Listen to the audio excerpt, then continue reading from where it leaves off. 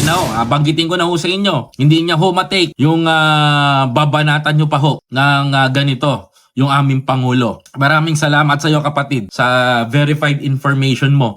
At verified ko nga rin to, which is talagang papunta dito yung ginagawa nila.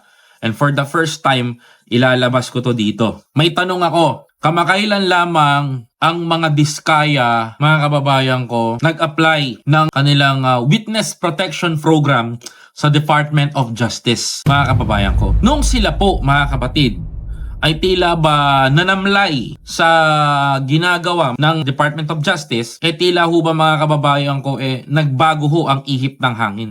Ang sabi ho nila mga kababayan ko, allegedly, di umano, ang sabi ho nila, ay parang walang tiwala ang gobyerno sa kanila.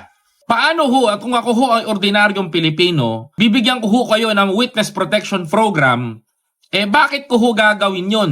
Samantalang kayo ho ay isang involved, mga kababayan ko, sa di umano'y sangkot kayo sa talamak na korupsyon ng pondo ng pera ng taong bayan.